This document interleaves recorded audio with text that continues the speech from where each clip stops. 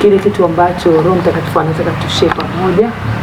Na kabla sijachukua nafasi zaidi, ninataka niweze kuomba pamoja na wewe ili tumwalike Mungu aweze kutawala. Ngoja niombe. Baba, katika jina la Yesu, ninakubariki, ninakutukuza. Wewe ni mwema na ni mwaminifu. Nina kila sababu ya kusema asante kwa ajili ya neema ambayo umenipa tena mchana wa leo.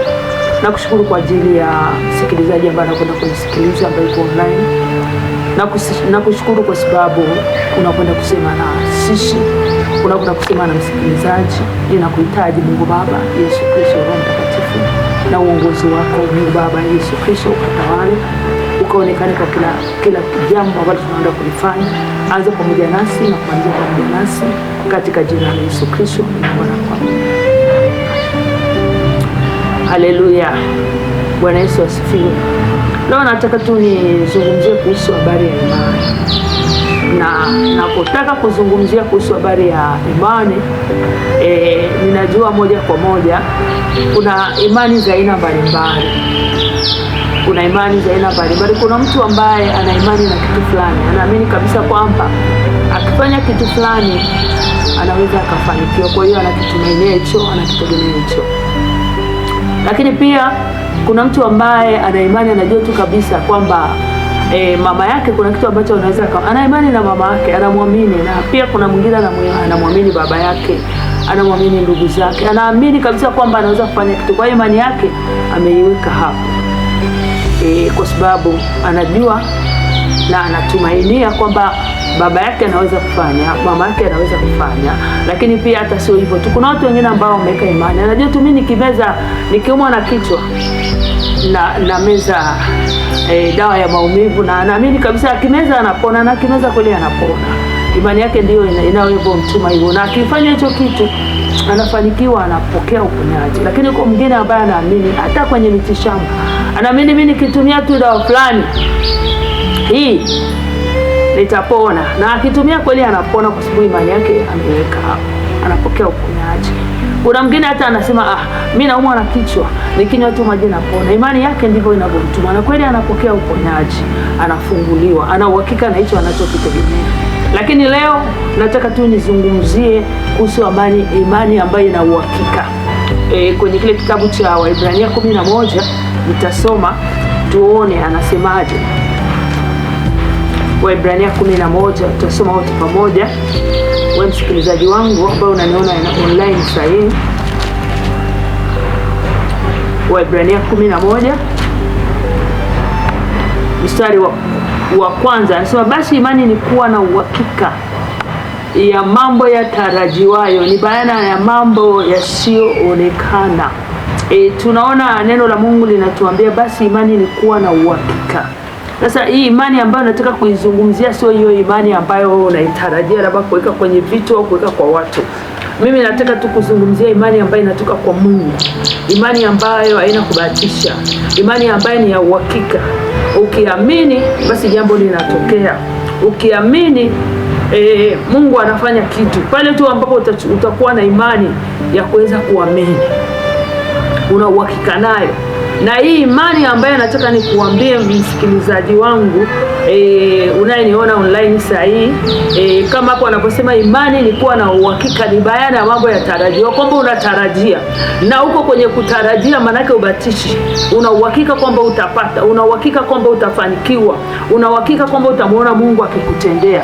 Na tutaona hiyo imani ambayo nasema ina uhakika tunaitarajia ni imani ya aina gani.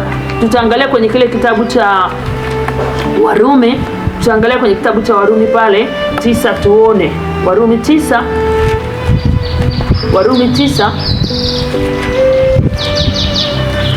ufunguo wote tusome hapo, au unaweza ukaandika pia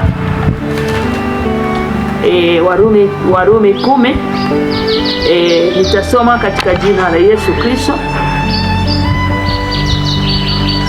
Nitasoma kuanzia ule mstari wa 8 alafu nitakwenda wa 9. Anasema, lakini anenaje lile neno li karibu nawe katika kinywa chako na katika moyo wako, yani lile neno la imani tulihubirilo.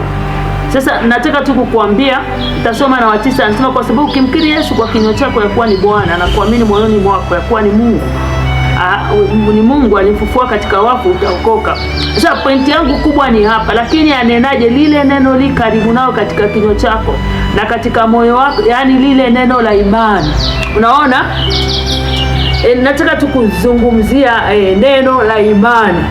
Sizungumzie kuhusu habari ya imani ya kitu kingine. Nataka kuzungumzia neno la imani, ambalo hilo neno la imani, unapolichukua neno la imani ukaliamini, linapohubiriwa huwa linasababisha jambo, linasababisha uweze kupokea kile kitu ambacho unakitaka, uweze kupokea kile kitu ambacho unakitegemea.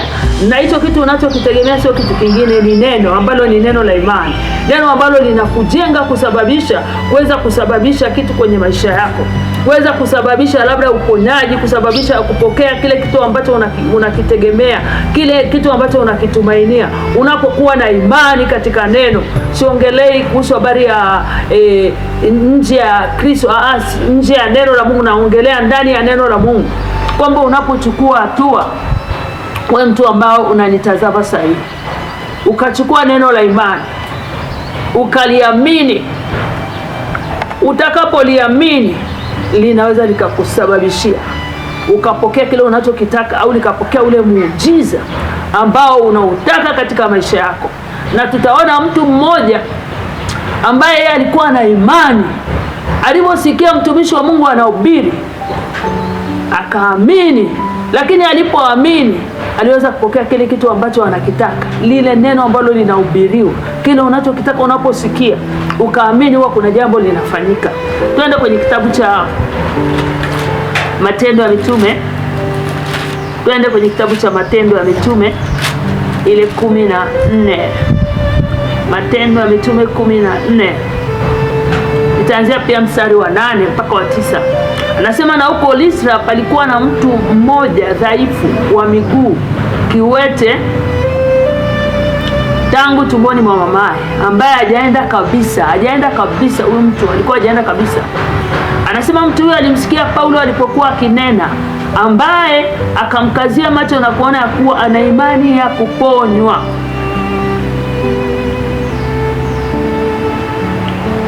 Nataka tukusema tunaona huyu ni kiwete, na huyu kiwete alikuwa ni kiwete tangia kuzaliwa. Neno la Mungu linasema hapa alikuwa hajaenda kabisa, alikuwa ni kiwete kabisa, hajawahi kusimama, hajawahi kufanya chochote. Lakini aliposikia mtumishi wa Mungu Paulo akihubiri, akinena habari za neno la Mungu, huyu kiwete ambaye alikuwa hajaenda, alikuwa ni dhaifu wa miguu, alipomsikia Paulo anahubiri, ndani yake akawa na hiyo imani kwamba inawezekana kabisa mimi nikaweza kuponywa, inawezekana kabisa mimi nikatembea. Kwa hiyo alijengeka baada ya kusikia, anahubiriwa, kwamba neno la Mungu lilikuwa linahubiriwa, alilisikia, akaliamini hilo neno. Na alipoliamini hilo neno ambalo lilikuwa linahubiriwa, likamletea uponyaji. Kwa sababu unaona hapa anasema, neno la Mungu linasema hapo mstari wa 9, anasema mtu aliposikia Paulo akinena, ambaye akamkazia macho na kuona kuwa na imani ya kuponywa, akasema kwa sauti kuu, simama kwa miguu yako sawa sawa. Akasimama upesi, akaenda. Unaona, kwa sababu ndani ya moyo wake aliamini, na alipoamini, mtumishi wa Mungu alipomwambia achukue hatua, simama, akukaa hapo alipo. Alipoambiwa simama, alichukua hatua ya kuinuka, kwa sababu tayari imani ilikuwa imeumbika ndani kupitia lile neno alilokuwa anahubiriwa. Na hili neno alilokuwa anahubiriwa, alikuwa anahubiriwa kwamba Yesu ana uwezo, Yesu ana nguvu ya kuweza kuponya, Yesu ana uwezo kukuinua hapo ulipo. Naye akaamini kabisa kwamba Yesu ana uwezo wa kuweza kumuinua hapo alipo, haijalishi kwamba amezaliwa katika hali gani. haijalishi kwamba hajatembea, lakini yeye alichoangalia, aliangalia imani baada ya kusikia akihubiriwa na mtumishi wa Mungu Paulo. Nataka tu kukuambia mtu wa Mungu, majira yana wakati. Kuna eneo ambalo umekata tamaa ukifikiria kwamba huyu Yesu hawezi. Na mkini hata nataka tu kusema, umesoma neno la Mungu, umeomba, imefika mahali unaona kama Mungu anachelewa. Imefika mahali ambapo unaona kama Mungu hawezi kufanya, Yesu hawezi kufanya. Nataka tu kukuambia, huyu alikuwa ni kiwete. Tangia kuzaliwa hajaenda kabisa, ndivyo neno la Mungu linavyosema. Lakini aliposikia mtumishi wa Mungu Paulo anahubiri, aliamini. Na alipoamini, akuangalia hali alionayo. Najua angeacha kumwangalia Yesu, angeacha kumwangalia Paulo, lakini akuangalia hali alionayo. Yeye alichoangalia, aliangalia kwamba Yesu anaweza kumponya, aliangalia Yesu anaweza kumfungua, aliangalia Yesu anaweza kumuinua hapo alipo. Ndipo Paulo alipomwambia inuka, akainuka. Nataka tu kukuambia, umekaa hapo muda mrefu, umekaa hapo uone muujiza, lakini nataka tu kukuambia muujiza upo. Amini kwamba Yesu anaweza kukutendea. Amini kwamba Yesu anaweza kukujibu. Amini Yesu kwamba anaweza kukutokea hata sasa, kama alivyomtokea huyu kiwete. Akawa na uhakika baada ya kulisikia neno la Mungu linahubiriwa na Paulo kwamba Yesu anainua hata vipofu, vipofu wanapata kuona, viziwi wanaweza kutembea. Akaamini, na baada ya kuamini muujiza ulitokea kwake. Nataka tukusema, sijui ni muujiza gani ambao unataka. Ukiamini kwamba Yesu hawezi, mimi nataka kusema ni wakati wa fursa. Yesu anaweza. Yesu hajashindwa, anaweza. Wewe unachotakiwa ni kuamini. Anaweza kukutendea. Yamkini imani yako umeiweka labda kwa mtu, hujaiweka kwa Yesu. Umeweka kwa vitu, hujaiweka kwa Yesu. Nataka kusema irudishe imani yako kwa Yesu mchana wa leo. Rudisha imani yako kwa Yesu, ukiamini kwamba Yesu anaweza kukutendea. Yesu anaweza kukujibu. Yamkini umekosa hata ya shule, yamkini labda ni mahitaji ya siku kwa siku umekosa. Kuna kitu ambacho umekosa kwenye maisha yako na umeomba ukifikiria kwamba Yesu hawezi. Lakini nataka tu kuambia, amini. Muamini Yesu anaweza kukutendea. Yesu hajashindwa kukutendea, anaweza kukutendea. Yesu anaweza kukujibu. Amini Yesu anaweza kukuponya. Unaona huyu kilema ambaye alikuwa hajaenda siku zote, alikuwa yuko chini amekaa, hajaenda kabisa wala hajawahi kutembea kabisa. Lakini alipoamini maneno aliyokuwa anasema Paulo, maneno yale yalileta muujiza kwake, na yeye akaweza kutembea, akafunguliwa kwenye kile kifungo ambacho kilikuwa kimemshika miaka mingi. Yamkini na wewe kuna kifungo ambacho kimekushika kwenye maisha yako na umeshaona ni sehemu ya maisha yako. Yamkini ni magonjwa, unafikiria Yesu hawezi. Nataka kusema muamini Yesu anaweza kukuponya. Yamkini labda unataka fedha kwa ajili ya biashara, unaona kwamba Yesu hawezi. Nataka tukuambia Yesu anaweza. Muamini, atakutendea. Yesu atakujibu. Pale ambapo umekata tamaa, umechoka, umeona Yesu hawezi, umeomba muda mrefu kwenye ndoa, umechikata tamaa, nataka kuambia Yesu anaweza. Yesu hajashindwa, anaweza kutenda. Aliyetenda kwa huyu kiwete anaweza kutenda. Wewe nataka tukuambia tu, amini kwamba Yesu anaweza. Yesu hajashindwa. Hii ni imani yenye uhakika. Imani yenye uhakika ya maana yake inazalisha. Yesu habahatishi, Yesu anafanya. Kama alifanya kwa huyu kiwete, hata kwa atafanya. Ni jambo gani gumu ambalo unaliona kwamba uliwezi? Nataka tukwambia lipeleke kwa Yesu. Yesu anaweza. Ni jambo gani ambalo umefika ukakata tamaa, ukachoka, ukaona huna majibu? Nataka kuambia Yesu ana majibu. Yesu atakutendea, ni uhakika na kweli. Yesu ni uhakika na kweli, atakutendea. Acha kukata tamaa. Acha kuzimia. Acha kuangalia watu, muangalie Yesu. Yesu atakutendea. Hii imani inayokuambia inatarajia ni imani ambayo ina matarajio ya kuzalisha kile unachokitaka. Ni imani ambayo ina matarajio ya kupokea kile unachokitaka. Ni imani ambayo ina matarajio ya kuweza kupokea majibu ya uhakika kwako. Nataka tukuambia, yamkini madaktari wamefika mahali ambapo wakakwambia ni basi. Wale ambao unapitia ya magonjwa, unaona una msaada, lakini nataka kukuambia Yesu yuko tayari kukusaidia mchana wa leo. Yesu yuko tayari kukutendea mchana wa leo. Acha kukata tamaa, acha kuchoka, acha kuzimia. Uwe na uhakika na Yesu. Yesu anatenda. Nataka tu nikwambie na wewe ambaye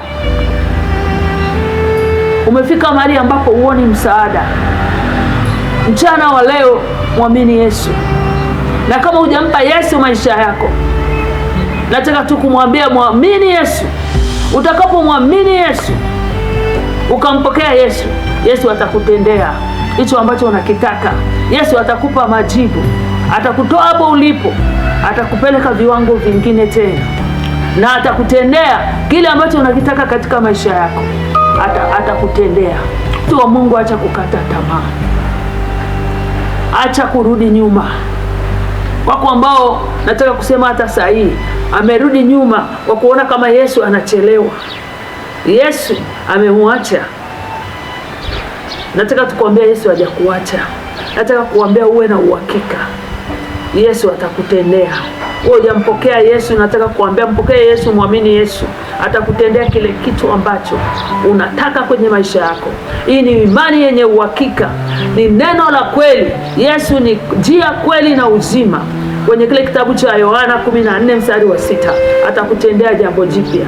Atafanya kwako, atakuinua hapo ulipo, na utaziona baraka zake, utaona wema wake, utaona fadhili zake, utaona uaminifu wake, utaona baraka zake, utaona mkono wa Mungu ukikusaidia, utaona wema wa Mungu ukikuvusha eneo ambalo umechoka, ukifikiria basi mimi nimekaa hapa. Lakini nataka tu kukuambia, ipo neema ya kukuvusha, iko neema kukutoa hapo ulipo, na hii si neema nyingine, ni neema ya Yesu Kristo.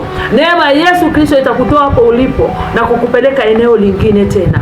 Usichoke mtu wa Mungu, mwangalie Mungu. Nataka nikutie tu moyo, mwangalie Mungu, mwangalie Yesu Kristo. Yesu Kristo ni njia, kweli na uzima. Yeye atafanya njia ya kile unachokitaka katika maisha yako. Atakupa uzima pale ambapo una mauti. Atakupa uponyaji pale ambapo unaona wewe ni mgonjwa. Atakupa tumaini jipya tena. Muamini Yesu Kristo, atakutendea mambo makuu. Mungu akubariki sana.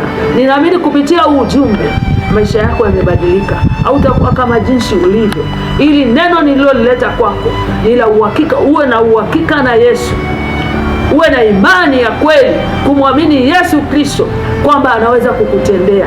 Umtarajie yeye, umtumainie yeye. Anaweza kufanya jambo jipya, anaweza kukupa hatua nyingine tena. Hata saa hii, hata majira haya, anaweza kukutendea mtu wa Mungu. Ninakwenda kuomba katika jina la Yesu.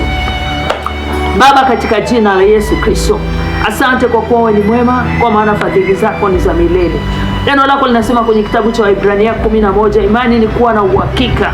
Ninaamini kabisa imani ya kweli ina uhakika, na sio imani nyingine. Ni imani ya kukuamini wewe Yesu Kristo, ni imani ya kuliamini neno lako. Na tumeona hili neno, imani ya kuponywa, na akaamini ndani ya moyo wake kwamba yupo Yesu anaweza kumponya, yupo Yesu anaweza kumuinua. Ndipo mtumishi wako Paulo alipomkazia macho, akamwambia simama. Akukaa hapo alipo, alisimama akaenda. Wako watu ambao wamekaa mahali hapo hawaoni tena msaada, wako hapo chini, lakini majira na wakati huu ninawainua katika jina la Yesu Kristo. Watembee, waende katika jina la Yesu. Yamkini ni biashara ambayo iende, acha ikaende katika jina la Yesu Kristo. Wakaone matunda katika jina la Yesu. Yamkini ni ndoa ambayo amekata tamaa, iende, aone amani, aone furaha katika hiyo ndoa, acha akaone furaha katika jina la Yesu Kristo. Yamkini ni huyu dada amekaa mahali hapo, ana Yesu. Ninaomba majira na wakati huu, ninamuinua, acha akampokee Yesu, acha akamjue Yesu, atoke hapo alipo akaende viwango vingine, akauone mkono wako, akaone nguvu zako, akaone uweza wako. Baba, wasaidie watu wako kupitia jina la Yesu Kristo, wakauone mkono wako, wakaone nguvu zako, ukawatendee ishara, ukawatendee maajabu, ukawatendee miujiza. Nami nawafungua kama alivyofunguliwa huyu kiwete, na wafungua kwa jina la Yesu Kristo, waweze kuona upenyo kwenye maisha yao, waweze kuona upenyo kwenye ndoa zao, waone upenyo kwenye miji yao, waone upenyo kwenye kazi zao, waone upenyo katika jina la Yesu. Adui achie, hauna mamlaka juu yao kwa jina la Yesu Kristo. Naamuru adui achia kazi zao, achia maisha yao, achia ndoa zao, achia baraka zao kwa jina la Yesu Kristo. Baba, acha wakauone mkono wako, neema yako ikapate kuwa juu yao mchana wa leo. Acha wakazione baraka, mimi na baraka kwenye maisha yao. Kawatembelee Bwana, kafanye njia sawa sawa na kwenye kitabu cha Zaburi 40 katika jina la Yesu Kristo. Ule mstari wa 5, wafanyie muujiza, njia za miujiza katika jina la Yesu Kristo. Kawafanyie njia Bwana, acha wakaone upenyo mchana wa leo. Baba, nimewabariki, wamebarikiwa. Asante kwa ajili ya neno hili. Ninaomba neno hili likafanyike halisi kwao, kwamba Yesu wewe ni muweza. Acha neno hili likafanyike halisi kwao. Wewe uliyefanya kwa huyu kiwete, ukafanya na kwenye nyumba zao, ukafanya na kwenye miji yao. Vile ambavyo ni viwete kwenye maisha yao, ambapo wanaona haiwezekani, acha vikawezekane katika jina la Yesu. Nimeomba na kuamini, amina.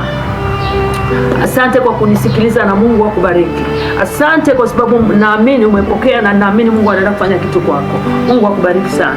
Amina.